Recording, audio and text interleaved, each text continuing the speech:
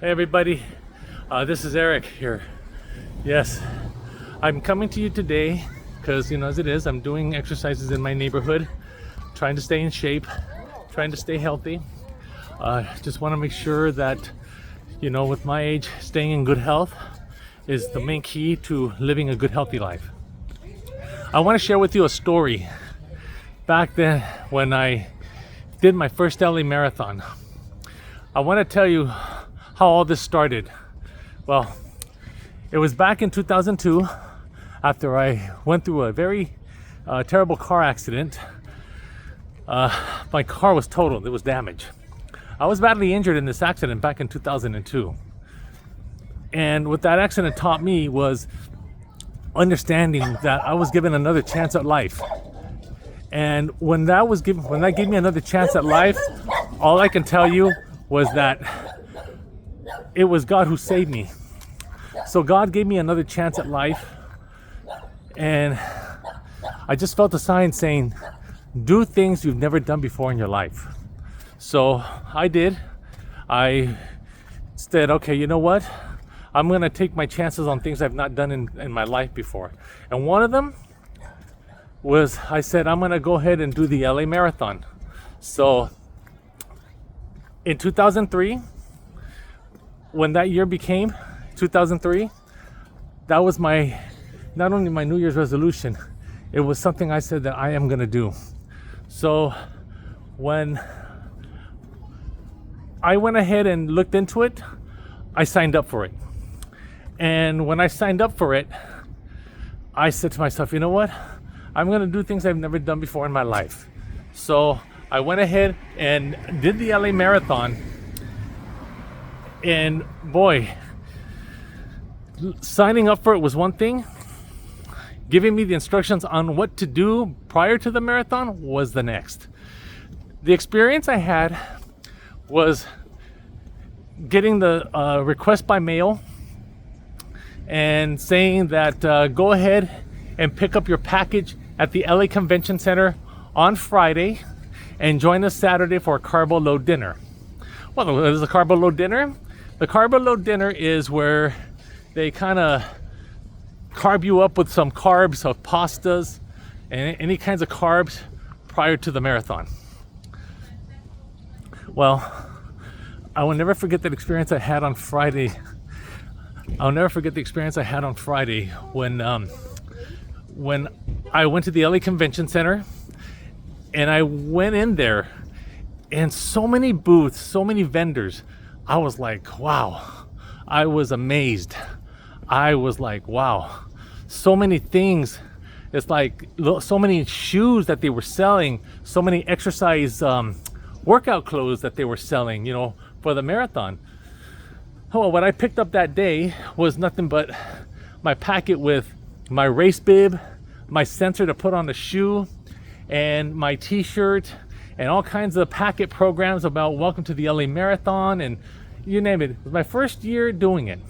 Well, when I decided, I said, okay, you know what? I'm gonna go ahead and do it, and I am gonna do it. Here's the thing. I did not prepare for it, number one. Number two, I did not train for it. And number three, I said, okay, you know what? I'm gonna go ahead and do it. So I got ready for myself, and of course I requested the day off for the Monday, the day after the marathon. So that day off I requested for that Monday was to make sure I recover. Well, they went ahead, gave me the day off.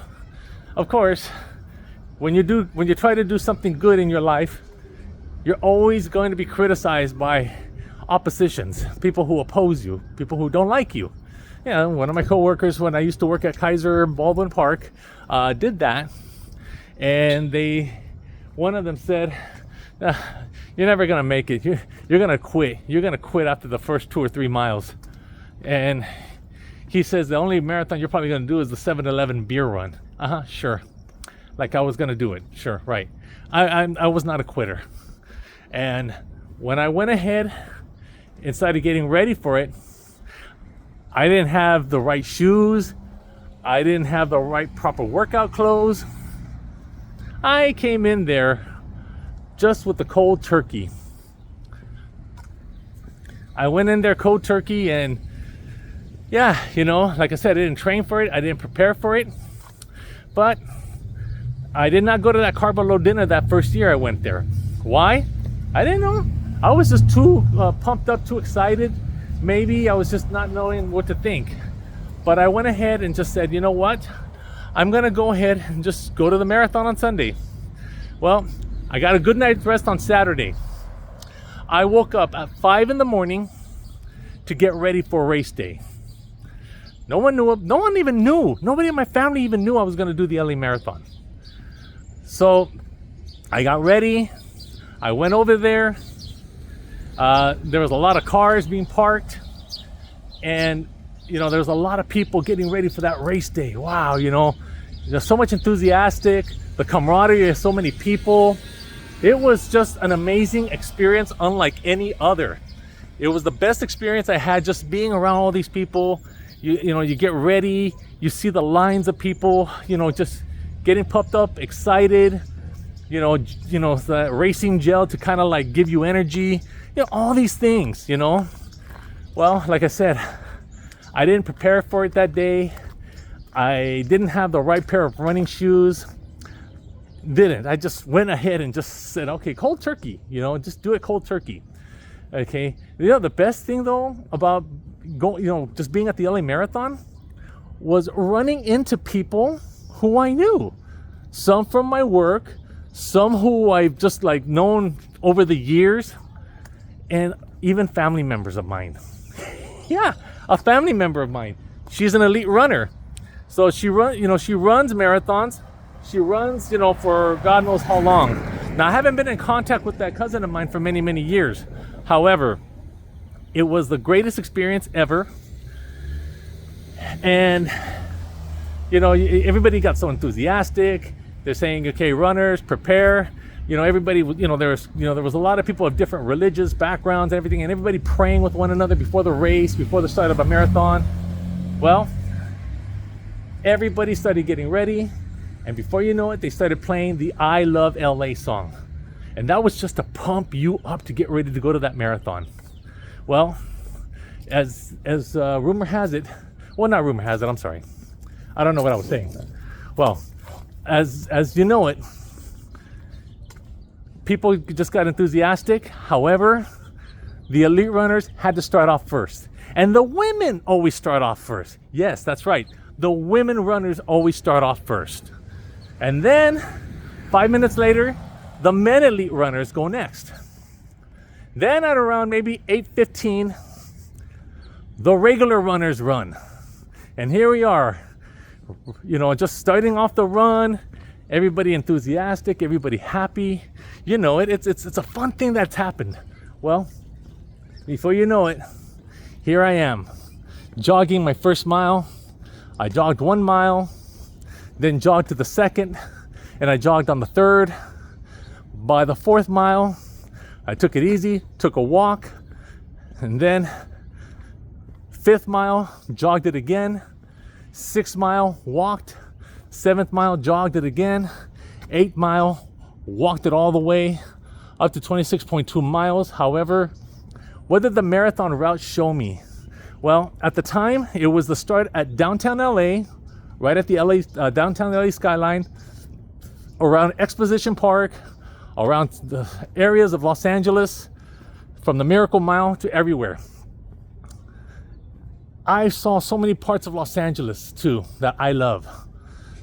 And I meet people, I meet so many people, some of us were running in cadence. It was a great experience.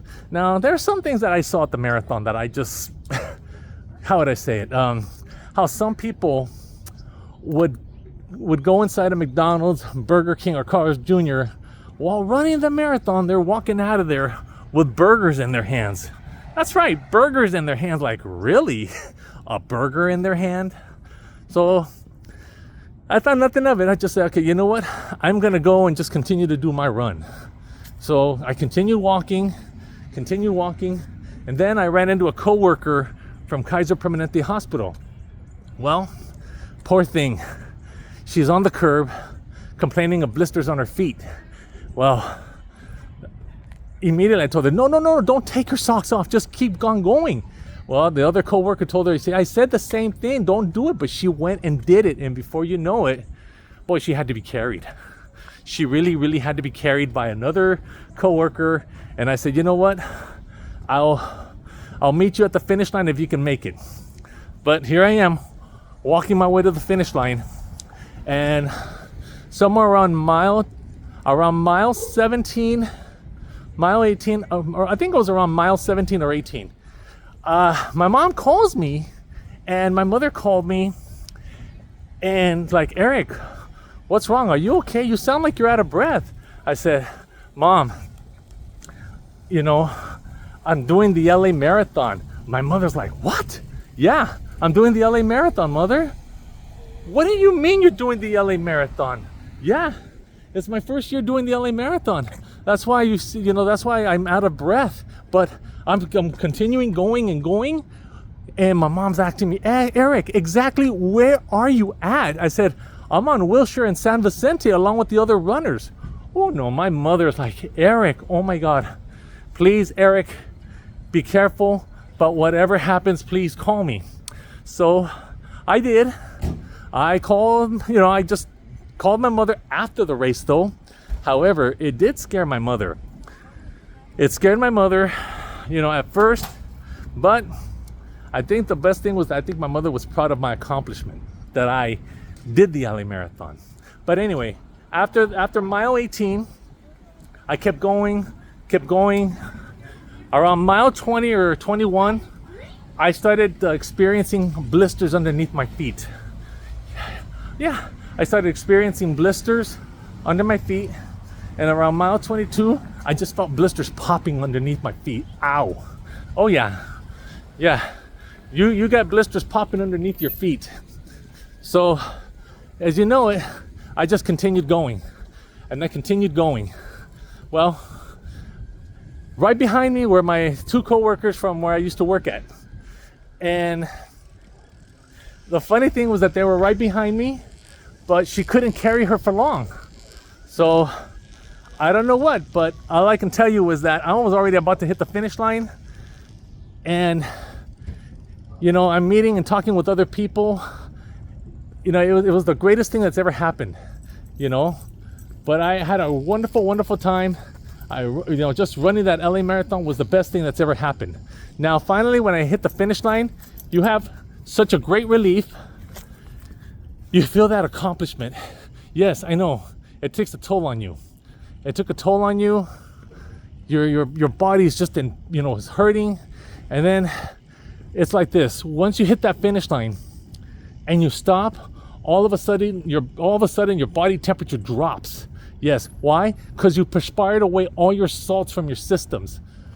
And then when that happens, you take a break, you sit down, they give you some kind of a special blanket that has a lining to protect you.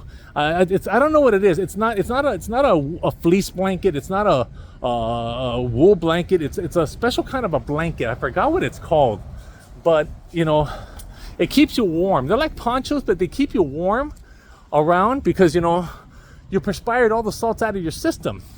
But luckily though, at every mile station there's water and Gatorade at every mile station.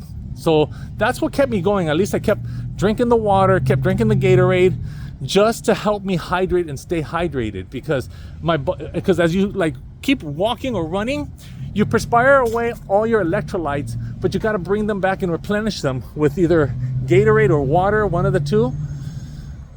And then, at certain people in the neighborhoods at certain mile stations, they give you fruits, just to help you stay energized, I mean, for those people who decided to eat a burger while running the marathon, well, I feel sorry for those people. Well, keep in mind, that LA Marathon was the best experience I ever had. Now, to my former coworker, boy, when I saw her and her friend hitting that finish line, oh my God. She had to be put on a wheelchair. She could not move. I could barely move. Once I sat down, I could barely move. But I can tell you was that at least I got to my car. I turned on my car after the marathon. I got my, before I go into my car, let me tell you, they give you a medal. They congratulate you, okay? And then they put you on a podium stage. They take your picture. Now, let me tell you something. While you're doing the marathon, there's a lot of marathon photo people taking your pictures while running the race. Yes, they do that. So like I said, after the marathon and everything, crossing the finish line, all that stuff, like I said, they give you your medal, they take your picture, people are congratulating you left to right. It's a great experience. Now, like I said, I could barely move after I sat down. I sat down for like 5 to 10 minutes. And as soon as I got up, I could barely move. But I'm moving to my car. It's like, I gotta get to my car, you know, because I gotta go home. Well, let me tell you, I go into my car, I'm driving home, but I had to make a stop to a store because I needed to get Epsom salts. I needed to get something for my feet because my blisters popped. Well, as I got home, I went into the shower. I took a shower, I washed off everything, and as soon as I laid down, I was so out of it. I was so burned out. I could not even move out of that bed. And if I had to get out of that bed, it was to go to the bathroom. Let me tell you, the next day, I was walking like a zombie. Yes, I walked like a zombie. And let me tell you, it was unlike any other. The marathon was the best experience I had. Oh yeah, I took that Monday off from work because I couldn't go back to work the next day. So what did I do? I just rested, put my feet in Epsom salt, go into a jacuzzi to kind of, you know, relax my muscles again, to kind of get me back going. You know, so it's like this. I had to rest all day, you know, and just soak my feet in Epsom salt, go into a jacuzzi, make sure that my legs were, you know, muscled up again, you know, and stuff like that, so I can get back to work. Oh, believe me, I even went back to work. I was like a zombie. I was walking like a zombie at work, but it's like, hey, I gotta continue moving. Yes, my blisters hurt me. My feet were hurting me from the blisters. It was everything that the marathon could take a toll on you, but it was worth it in the end. It was worth it in the end because it was an accomplishment unlike any other, you know. And then a few days later, my pictures arrived in the mail.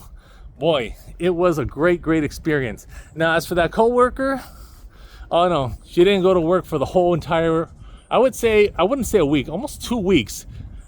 She felt like she was gonna die. There are some people who never trained for it, who, even if you train for it, sometimes you feel like you're gonna die after doing that marathon. Oh, it takes a toll on you. However, as for me, thank God I had the you know, the strength, you know, and that was back in 2003. Now we're in 2025, and do you think maybe I would have the strength for it again? I don't know. You never know. But it would feel so good if you just continue to just, you know, exercise again. And you know what? I love the LA Marathon. You know, prior to the, post LA Marathon, after the marathon, I went ahead and started doing 5Ks. I started doing the Revlon 5K run walk for to benefit victims of cancer, breast cancer.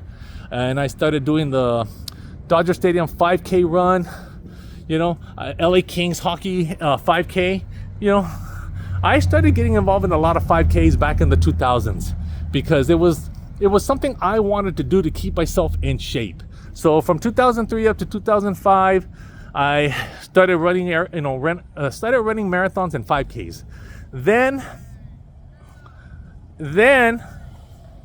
in 2006, I don't know why I hung up my running shoes, but in 2006, I went ahead and started volunteering and helping other runners. It's like me trying to give back to the community. So as I gave back to the community, helping other runners was the best thing I've ever done. Well, before you know it, in 2007, I volunteered again. 2008, I didn't do anything. You know, I didn't go back to the marathon until 2010 when I did the marathon again. Thank God I still had the strength for it back then, you know. And then in 2011, I volunteered to help. Volunteered to help runners at the marathon was the best experience, especially working the finish line by helping runners who were ready to collapse, who were ready to just, you know, pass out. That was the best experience I had. So you know what? I mean, I don't know what to say, but doing those 5Ks doing the marathons and 5Ks was the best experience I ever had. And not too long ago in 2017, 2 years after I got married, my wife decided to join me for the Dodger Stadium 5K, 10K run walk. Yes, the Dodger Stadium 5K, 10K was the best experience, you know, my wife and I had. So the thing about it was that it was my wife's first time. Boy, did that take a toll on her. Yeah, it took a toll on her, all right. It took such a toll like you cannot imagine, but it was worth it. And not only that though, both my wife and I were sore, and it was because we haven't been doing any kind of running, but we got our medals, we got our pictures taken with some legendary Dodger players. So it was a great experience unlike any other. So all I can tell you is that would I ever go back to the LA Marathon again? I don't know, but I would love to just I would just love to one day go back and just go back to the expo. I love going to the Marathon Expo, the Quality of Life and Energy of Life Expo at Dodger. You have it at Dodger Stadium, or sometimes they have it at the LA Convention Center. All I can tell you is that if you're planning on doing the LA Marathon, whether you trained for it or not, do it. Okay? You won't regret it. Yeah, it might take a toll on you at the beginning, but in the long run, you've shown accomplishment. So whatever you do in this life, do it for good, do it with heart. All right, everybody. I'd like to say thank you. Enjoy this video and take my advice. I hope my story can inspire you of maybe running a LA Marathon or a 5K, anything you can do. Alrighty, have a good one.